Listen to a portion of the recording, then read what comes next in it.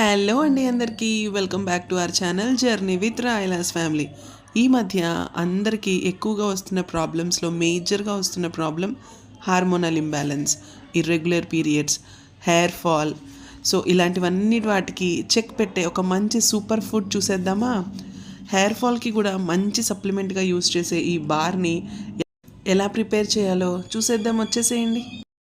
ఈ రెసిపీ కోసం నేను 12 బాదం పప్పులు తీసుకున్నాను, ఒక 7 జీడిపప్పులు తీసుకున్నాను, 4 వాల్నట్స్ తీసుకున్నాను. అవన్నీ కూడా విడివిడిగా చిన్న చిన్న ముక్కలుగా కట్ చేసి పెట్టుకున్నాను. అలాగే 250 గ్రామ్స్ ఖర్జూరం అయితే తీసుకున్నాను, పచ్చి ఖర్జూరం ఒక పావు కిలో. సీడ్స్ తీసేసి ఒలిచి పెట్టేసుకున్నాను.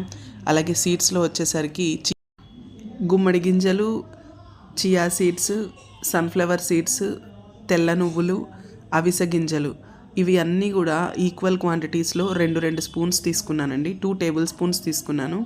అలాగే 4 ఇలాచీ తీసుకున్నాను. ఇప్పుడు ఒక ప్యాన్ పెట్టుకొని ప్యాన్లో 2 టేబుల్ స్పూన్స్ గీ వేసుకొని, నెయ్యి వేసుకొని, మనం చాప్ చేసుకొని పెట్టుకున్న వాల్నట్స్, బాదం, కాజు పీసెస్ని వేసుకొని, ఆ తర్వాత మళ్ళీ ఇలాచీని తీసేసి అన్ని రకాల సీడ్స్ని కూడా నేను ఇందులో నేతిలో సిమ్లో పెట్టుకొని ఫ్రై చేసుకుంటున్నాను. సీడ్స్ అనేవి అడుగు పట్టకుండా కొంచెం మంచిగా చూసుకుంటూ ఫ్రై చేసుకోవాలి. అలాగే ఎండు కొబ్బరి ముక్కల్ని తీసుకున్నాను, చిన్న ముక్కల్ని ఒక 4 ముక్కలు తీసుకొని వీటితోనే ఆ 4 ఇలాచీ కూడా వేసేసి పౌడర్గా చేసుకొని పెట్టుకున్నాను. ఇప్పుడు ఈ పౌడర్ని ఈ నట్స్తో పాటు వేసి కొంచెం ఫ్రై అవ్వనివ్వాలి.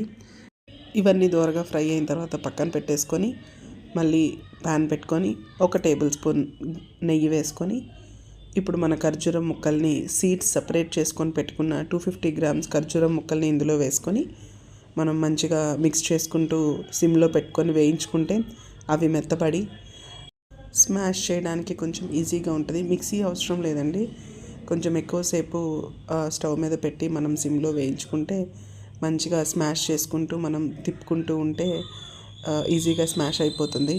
ఇలా స్మాష్ అయిపోగానే మనం ఫ్రై చేసుకొని పెట్టుకున్న నట్స్ని కూడా వేసి మిక్స్ చేసుకుంటే ఒక ముద్దలాగా తయారవుతుంది. ఆ ముద్దను మంచిగా ఒక షేప్గా తీసుకొని నేనైతే ఓవల్ షేప్ ప్లేట్ తీసుకున్నాను. ఆ ప్లేట్ ఓవల్ షేప్లో ఉంది కాబట్టి నేను నా మిశ్రమాన్ని కూడా ఓవల్ షేప్లో పెట్టుకున్నాను. ఒక 1 అవర్ పక్కన పెట్టేస్తే కూల్ అయ్యి మిశ్రమం అంతా గట్టి పడుతుంది. సో మనం పీసెస్గా కట్ చేసుకోవడానికి వీలుగా ఉంటుంది.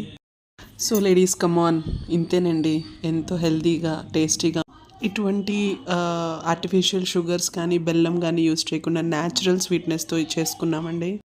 ఖచ్చితంగా మీరందరూ కూడా ట్రై చేసి ఇంట్లో ఎలా వచ్చిందో కమెంట్ చేయండి. ప్లీజ్ లైక్ చేయండి, షేర్ చేయండి, సబ్స్క్రైబ్ చేయండి. సపోర్ట్ చేసిన వాళ్ళు అవుతారు.